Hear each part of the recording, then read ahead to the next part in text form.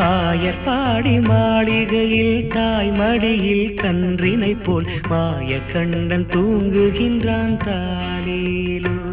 அவன் வாய் நிறைய மண்ணை உண்டு மண்டலத்தை காட்டிய பின் ஓய்வெடுத்து தூங்குகின்றான் ஆராரோ. ஓய்வெடுத்து தூங்குகின்றான் ஆராரோ. ஆயர்பாடி மாளிகையில் தாய் மடியில் கன்றினை போல் மாய கண்ணன் தூங்குகின்றான் தாலேலோ.